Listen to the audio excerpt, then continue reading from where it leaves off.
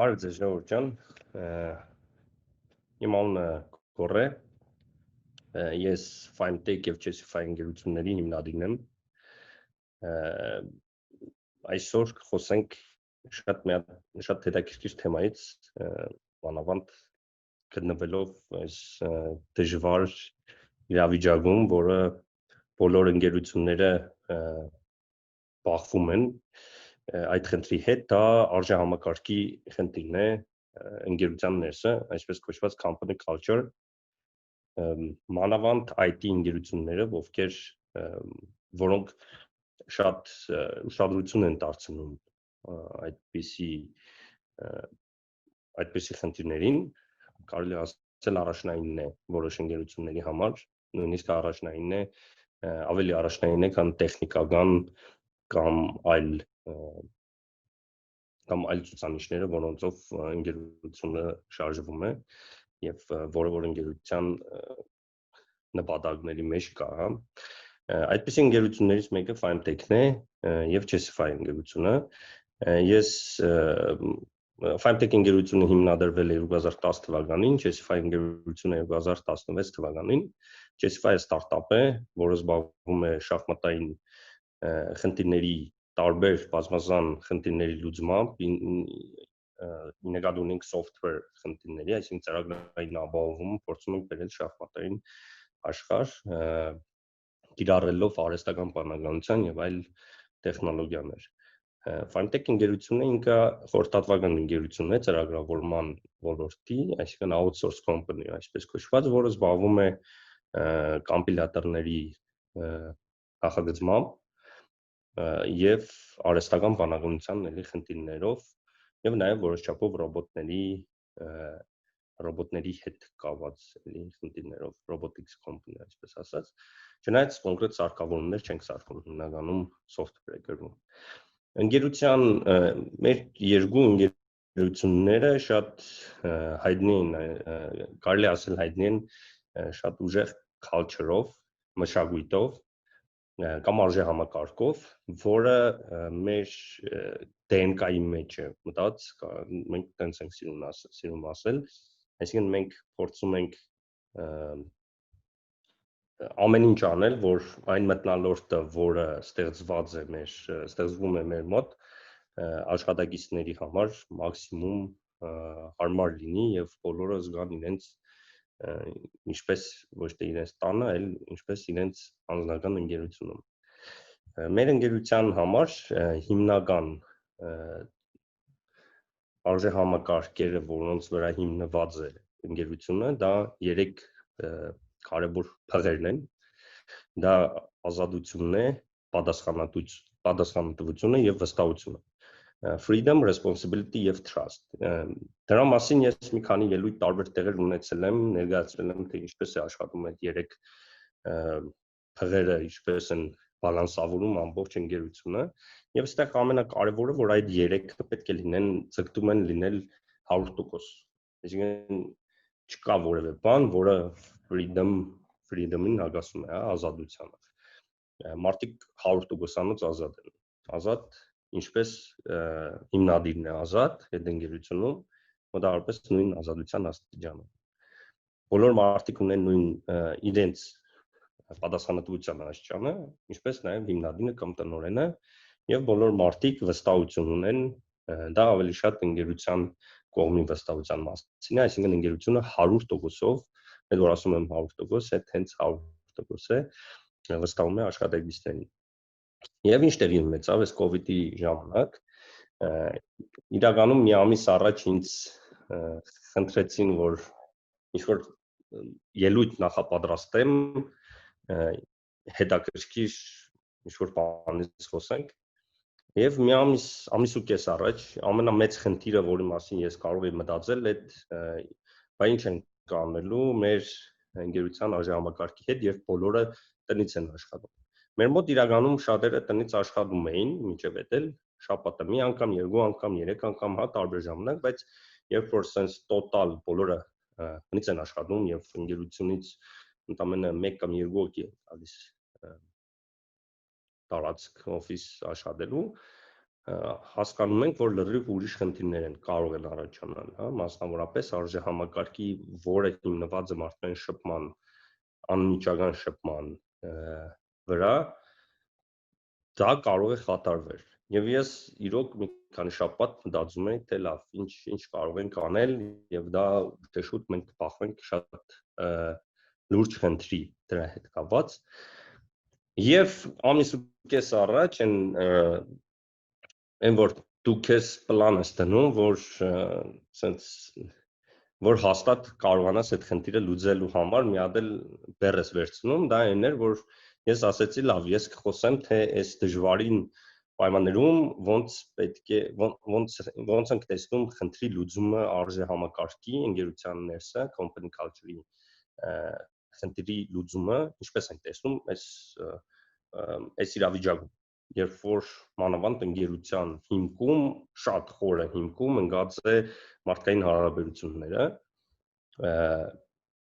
եւ պատկերացրեք լուծում չկա խոշոր հաշվով, այսինքն ես հույս ունեի, որ մինչեւ ես ամբողջ հարցերին կպատասխանեմ,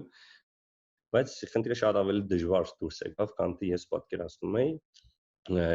Այսօր խոսեմ ինչ կարգի լուծումներ ենք տվել, մանր տարբեր տեղից տարբեր լուծումներ ենք գտել,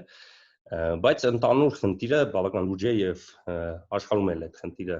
շատերը բախվում են սիլիկոնային հովտում նույն եւ դեռ ամբողջական լուծում որպես այդպեսին կարելի ասել չկա։ Մենք ինչ արեցինք մեր ընկերությունում, հա, սկզբից նկատեցինք, որ մարդիկ իրար հետ չեն շփվում։ Այսինքն թիմերի ներսը, եթե ընկերությունը բաղկացած է տարբեր թիմերի, տարբեր պրոյեկտներից, այդ պրոյեկտների ներսում ամեն ինչ շատ լավ էր։ Նույնիսկ ամեն ինչ նույն ձև է շարունակվում, ինչ որ մինչև այս իրավիճակը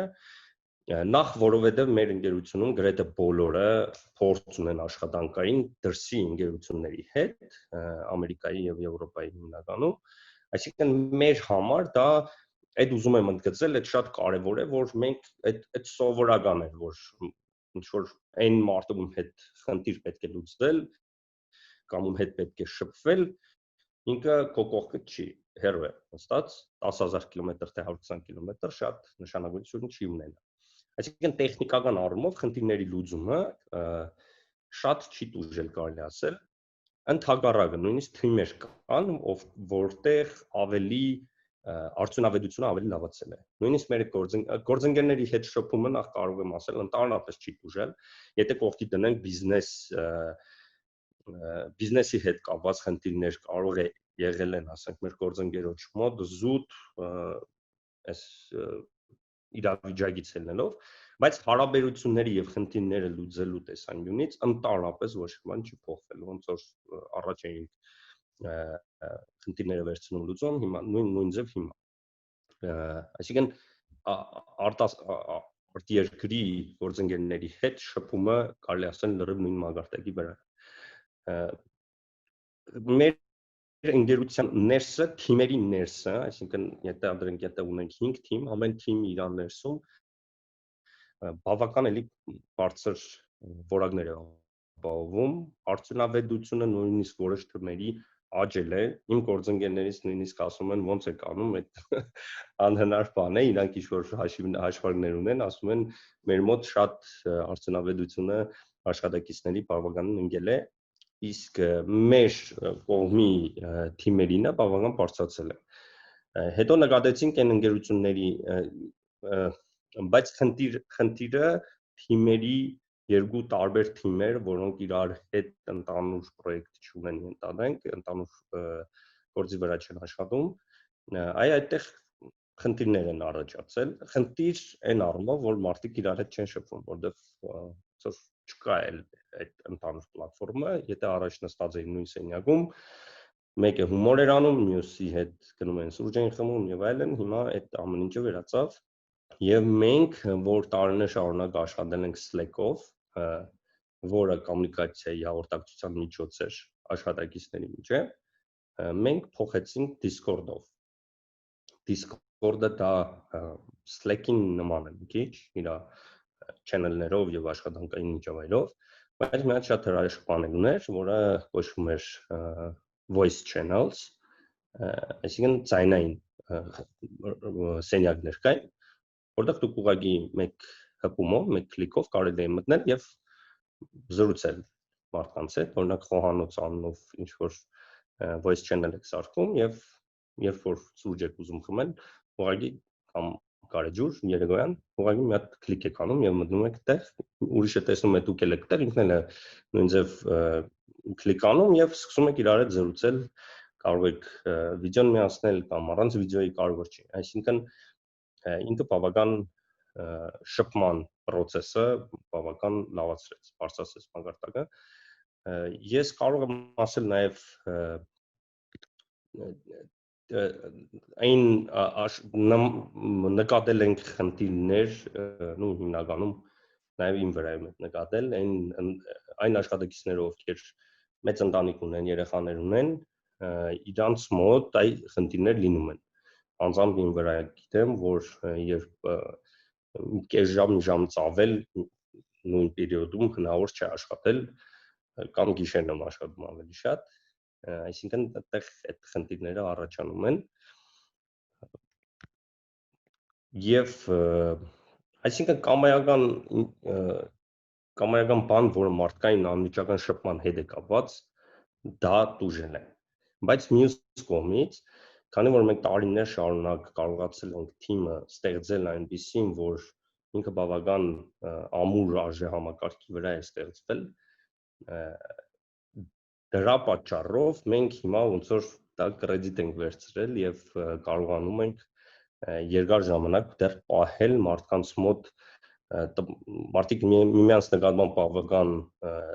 լավ հարաբերություններ ունեն միմյանց նկատմամբ ավելի, որտեղ հեռավորության վրա երբ որ խնդիրներ են վրա են լուծում, մանավանդ չգիտեն որից է խնդիրը,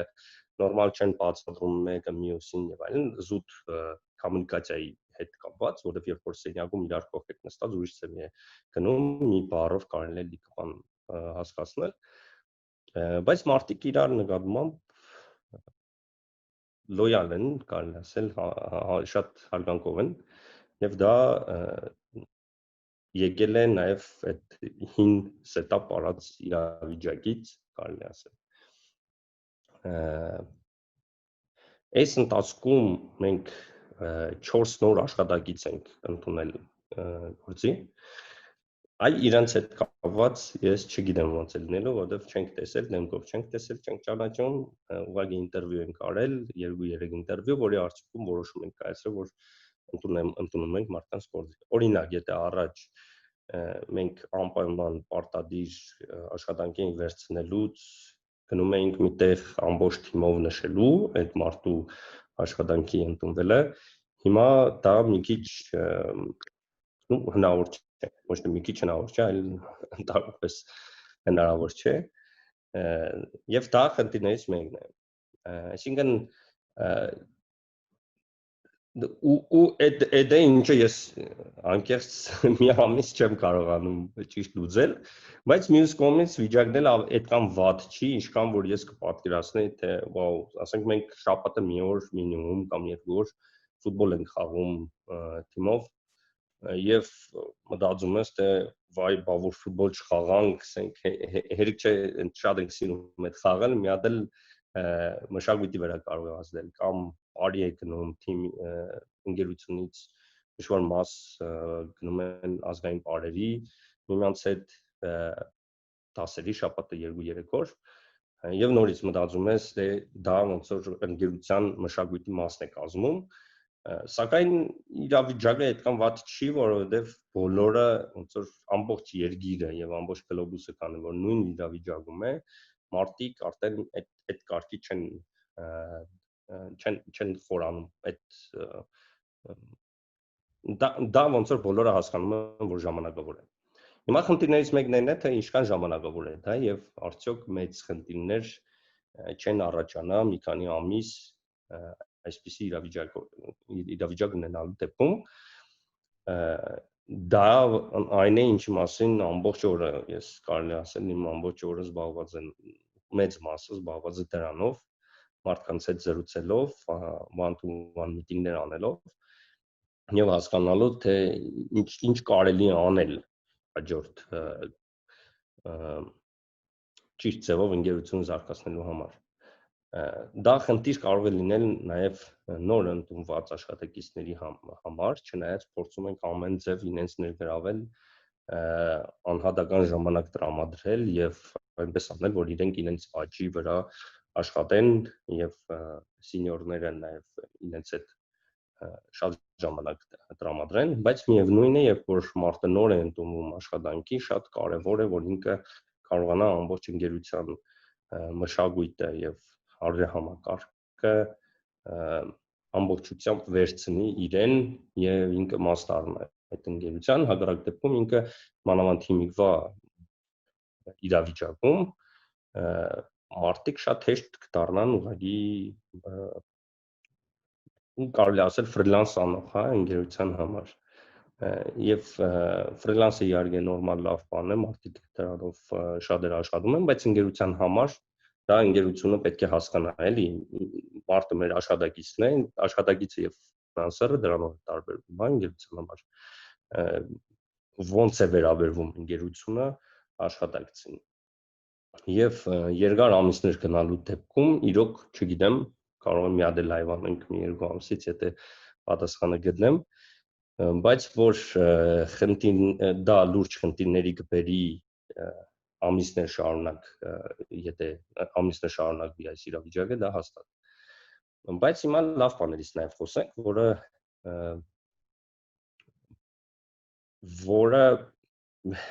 էլի նոր ձևավորվող մշակույթ է, դա այն է, որ այս իրավիճակը նաև հնարավորություններ է ստեղծում ամբողջ աշխարհով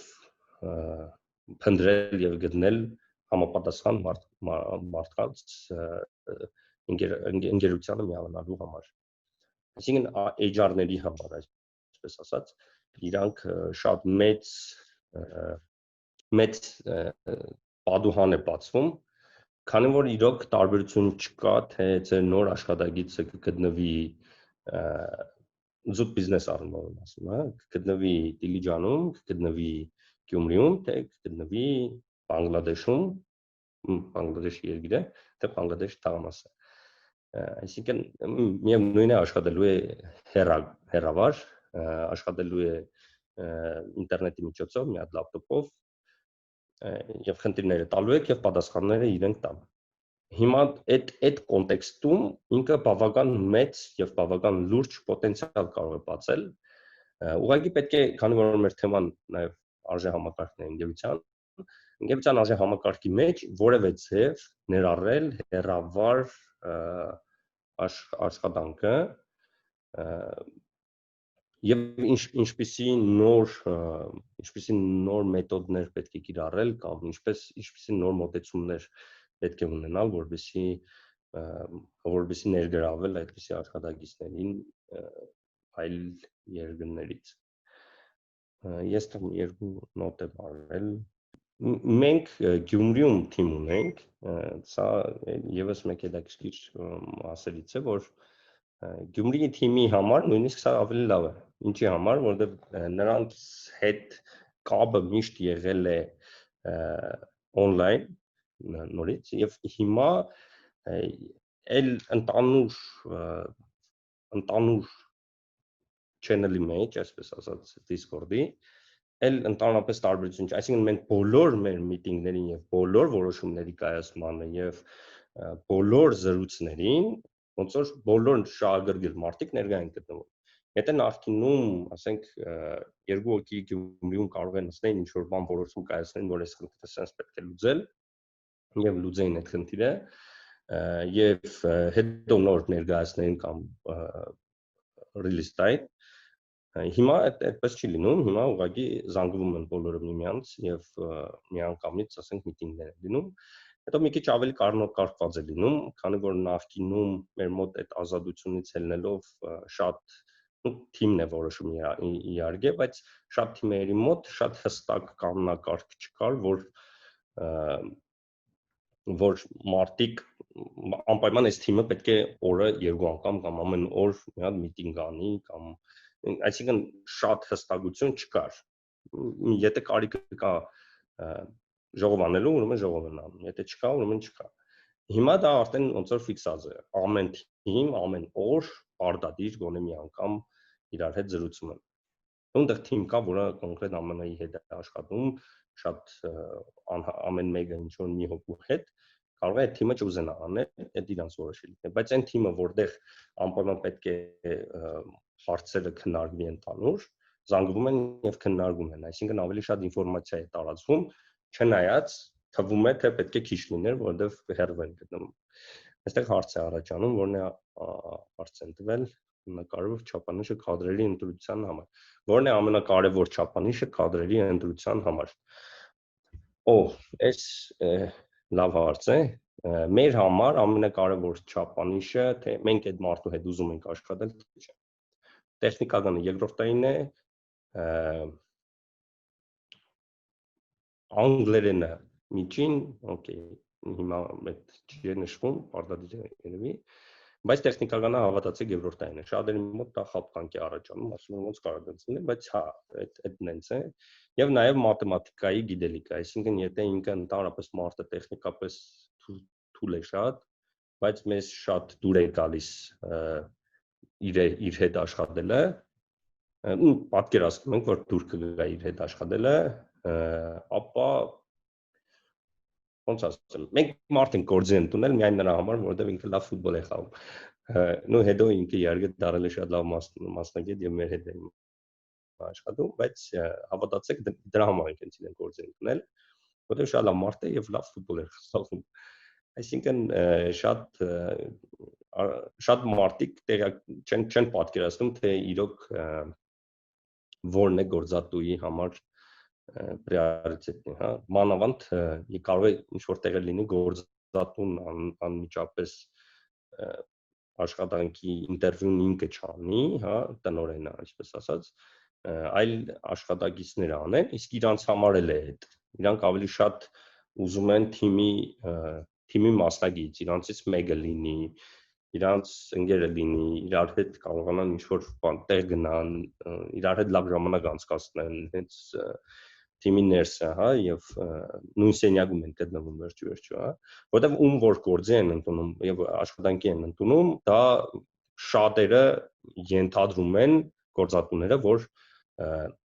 long term, հա, այսպես ասած, երկարաժամկետ է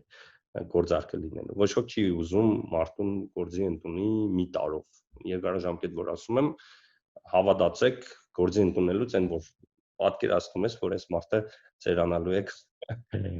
դուք իրար հետ նույն սենյակում եք ծերանալու, իհարկե դες չի լինի, մարդիկ տարբեր փոխում են տեղերը ընկերությունից մյուս ընկերություն, որը շատ նորմալ բնական է, բայց դա չի եղել, հա, երբ որ գործի ես ընդունում, դու ուզում ես այդ մարդու հետ ամբողջ կյանքը աշխատես, դու կուզենայիր իր հետ, ասենք, միշտ իր հետ, որովհետև մարդիկ հետո գործի աշխատավայրը փոխում են, հետո նորից միավորվում են նույն տեղը, հետո երկուսով առանց ստարտափ են սարքում, դուրս են գալիս եւ այլն, հազարად դեպքերի խնդիրներ կան, եւ դա շատ կարեւոր է։ Եթե հարցեր լինում են, հարցերը գրեք ներքևը, մենք կամաց կպատասխանենք, էլի։ Կա այլ, քանի աշխատակից եք սկսել եւ աշխատանքային process-ում ինչ հատկանիշներ են առաջանային։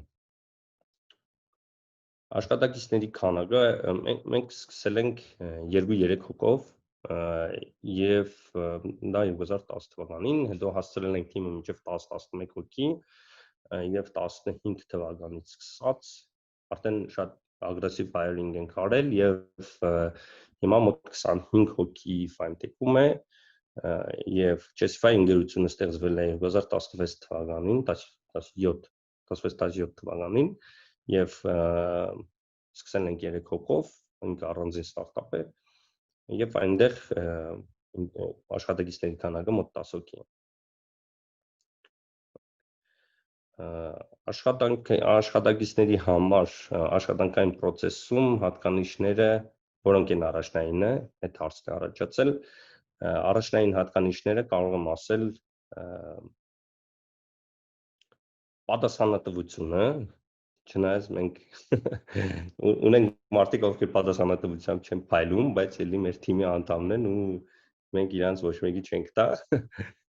բայց դա ավելի շատ ոչ թե պատասխանատվություն, դա մի քիչ ուրիշ է, մարդ կարող է պատասխանատվություն որպես այդպեսին, որը ընդունված է չունենա, բայց ինքը շատ այդ բառը ուզում եմ ասել, հա, անպայման վիզ դնել, հա։ Այսինքն մարդը կարող է պատասխանատու չլինի, բայց մեկ է տեսար մինչև առավոտ 5-ը աշխատում է, որովհետեւ ինչ-որ մի բան անի, պարտադիր էլի, որովհետեւ դա շատ կարևոր է թիմի համար կամ պրոդուկտի համար, այսինքն դա շատ կարևոր է։ Նվիրվածությունը ընկերությանը շատ կարևոր է, որովհետեւ դա անպատասխան չի մնում, պարտադիր հետ է վերադառնում ու հետ վերադառնալը կարող է գումարային տեսքով լինել եւ կարող է չլինել։ Կարող է լինել հենց այդ պահին, կարող է լինել 5 տարի հետո։ Երբեք չգիտես թե լավ գործը երբ դեմդ դուրս կգա եւ կստանաս դրա պատուղները, այսպես ասած։ Այստեղ էլի հարց կա, համավարակի ավարտից հետո ինչ փոփոխություններ եք նախատեսում։ Համավարակի ավարտից հետո համավարակի ավարտը ես լավ չեմ պատկերացնում, այդ երևի աշխարհում ոչ ոք չի պատկերացնում, դրա համար այդտեղ չխորանանք։ Ես արդեն համակերպվել եմ այն մտքի հետ, որ դա գնալու է մի տարի։ Դա շատ կարևոր է, այսինքն եթե առաջի մի քանի շաբաթը ես որոշումները իմ անձնական եւ գործնական որոշումների մեջ հիմնականում առաջնորդվում էի լավ, այս 2 շաբաթը կամ այս մի ամիսը կամ այս 2 ամիսը մի կերպ sense կանենք, հետո կերևա, հիմա այդպես չենք անում, այսինքն մենք ես անձամբ իմ անձնական կյանքում եւ աշխատանքի մեջ որոշումները կատարվում են long term, երկարաժամկետ, այսինքն ես ենթադրում եմ, որ մի տարի sense է լինելու, իհարկե մի քիչ թեթևանա, մի քիչ մի բան կարող է երկրորդ ինչ որ բան սկսվի եւ այլն, այսինքն դա չեմ քննարկում, մոտավորապես այս կարգի է լինելու, մի քիչ երևի գլավանա ավելի, բայց հասկանում եմ, որ կյանքը այլևս առաջվանը չի։ Համավարակից հետո ինչ ծևի տեսքի բան կլինի, արդեն ասեցի, դա իրոք ամենօրյա իմ մտածելու ուղղություններից է, կոնկրետ բիզնես տեսանկյունից եթե ասենք, Chessify-ը մոտ 50% աճ ունի, այս վերջի դեպքերի հետ կապված, որտեղ մարդիկ պարապ են, տունը նստում են եւ շախմատ են խաղում շատ, եւ մեր գործերը բավական լավ են։ Մենք, այսինքն բիզնես տեսանկյունից մեր մոտ ամեն ինչ բավական լավ է, իսկ երևի շատ բան on-line է գնալու։ Այսինքն եթե հնարավորություն լիներ պրոդուկտներ նոր ստեղծել եւ այլն, ամեն ինչ on-line-ի ուղղությամբ պետք է տանել, պարտադիր պետք է վերապրոֆիլացնել մարդկանց, այսպես ասած, այն ոլորտները, այն սեգմենտները, որտեղ մարդիկ աշխատանք են կորցրել, կարողանան մեր ոլորտ տեղափոխվել, որտեղ մեր ոլորտում, ինչքան հասկանում եմ, աշխատանքի կորուստներ այդպեսին չի լինի շատ։ Ну, կարող է նույնիսկ հակառակ ավելի շատ աշխատավայրեր բացվեն։ Հնարավոր է ամբողջ թիմը շարունակի աշխատել հեռավար, ինչ դրական եւ բացասական կողմեր եք տեսնում սրանում։ Ամբողջ թիմը հեռավար լրիվ հնարավոր է, բայց նայած ինչքան ժամանակ, այդ շատ կարևոր հարց է, էլի, եթե մենք ենթադրում ենք, օրինակ, այսօրվանից սկսած, որ Twitter-ը ոնց որ նման ինչ-որ բան արել։ Ենթադրենք այսօրվանից սկսած մենք ընդանուր օֆիս չունենք, օրինակ, օֆիսը հանձնել ենք, տեղ չկա, որտեղ կարող են մարդիկ գնալ, նստել եւ գործ անել։ Այսինքն բոլորը աշխատում են տնից, դա շատ նման է, այդպիսի ընկերություններ իրականում շատ շուտվանից կային, եղել են իրականում, Սիլիկոնային հովտում էլ դա որոշ տոկոսը ընդունված բան է։ Այսինքն իրանք շաբաթը մի օր, 2 օր ինչ-որ տեղ վերցնում են որպես միտինգ անելու տեղ, մի քանի ժամով եւ հավաքում են տեղ, այդտեղ հարցեր կա, տեղում լուծելու։ Մնացած ժողովուրդը ամբողջությամբ ծորված են տարբեր աշխարհով մեկ եւ այլն եւ տեղից են աշխարհում։ Այսինքն դա, բայց այդտեղ արժեհամակարգ որպես այդպեսին company culture ես դժվարանում եմ, չեմ պատկերացնում ոնց կարա լինի։ Այսինքն կարող է ձևավորվի vision տեսլական կոչվածը ընկերության պրոդուկտի հետ կապված կամ ընկերությունը ինչ որ ավելի բարձր արժեքներ ունի, որ ուզում է ինչ որ բան անել երկրի համար, երկրագնդի համար եւ կամ ինչ-որ product, ինչ-որ մարդկանց օգնելու համար եւ այլն, որը միավորի ինչ-որ խմբերի տարբեր տեղերից, բայց ինչպես նշեցի, այդ դեպքում կապ չունի, էլի, այդ ում որ միավորում ես դա Հայաստանի Բանգլադեշից է, թե Հնդկաստանի Բանգլադեշից է, այսինքն այդ առումով էլ կապ չի ունենա, այսինքն եթե մոտիվացիան լինելու է product-ը մարդիկ իրար հետ չեն ապրելու, ոնց որ ճիշտ դա էր, 8 ժամ, 9 ժամ մարդիկ իրար հետ նույն սենյակում էին գտնվում, ավելի շատ էին իրար տեսնում կամ ընտանիքի անդամներին, եւ դա ահռելի մեծ դեր էր կատարում մարդու կյանքում։ Հիմա եթե ինքը ուղղակի իր լապտոպով է աշխատելու եւ կաբերը ստեղծելու, իմ կարծիքով ընկերությունները պետք է վերապրոֆիլավորվեն այդ ուղղությամբ։ Ես չգիտեմ իմ ոնց է լինելու, իմ կարծիքով ոչ միայն ես չգիտեմ, այլ ոչ ոք չգիտի այդ դրա պատասխանը եւ մոտակա ամիսներին ինչ-որ փորձեր կլինեն։ Ինչ դրական ու բացասական կողմեր տեսնում սրանում, դրական ու բացասական կողմերը բացասական նշեցի մարդկային հարաբերությունն է, դրականն էլ կոնկրետ մեր ընկերության դեպքում դրական այդքան չկար, որտեղ մարդիկ sense տնից ազատ էին, ուզում էին տնից էին աշխատում, ուզում էին օֆիսից էին աշխատում։ Հիմա մի քիչ չգիտեմ, դրականը երևի դա է, որ կարելի է Ուկրաինայից կամ Գերմանիայից մարդ ինժեներ աշխատանքի վերցնել։ Համավարակի ավարտից հետո ինչ փոփոխություն եք նախատեսել, հնարավոր է ամբողջ թիմը։ Հա, այս նույն հարցն է, ոնց որ մյուսը սոցիալական պատասխանատվության շրջանակում որևէ քայլեր անում է ձեր ընկերությունը COVID պայմաններում, ինչպես եք տեսնում կամ իրականացնում։ Այո, փորձում ենք մենք դիմել ենք իրականում նախարարության, չնայած միջև այդ որոշել ենք, որ մենք training center ենք բացելու, այսինքն փորձենք կրթություն ու ինչ-որ մասնագետներ պատրաստել ոչ մասնագիտական ոլորտներից տեղափոխվող, այսինքն մարդիկ, ովքեր աշխատանքներ կորցրել իրենց, կարողանան սովորել ծրագրավորում լրիվ զրոյից եւ աշխատանքի ընդունվել։ Դա մենք իրականում այդտեղ մենք ոչ թե որպես բիզնես մաս ենք նայում, այլ համար մեկ մեր համար նաև կադրեր ունենանք, կարողանանք մարդկանց մեր մշակույթով սովորացնել եւ աշխատանքի ընդունել եւ երկրորդը ինչու՞ չէ մարդիկ կարողանան մասնագետ դառնալ եւ փորձեն այդ ուղղությամբ աշխատանքներ անել։ Ընկերությունը որպես COVID-ի հետ կապված ինչ-որ IT լուծումների հետ կապված մեր ընկերության տարբեր աշխատակիցներ ներառյալ ես տեխնիկական օգնություն տվել ենք տարբեր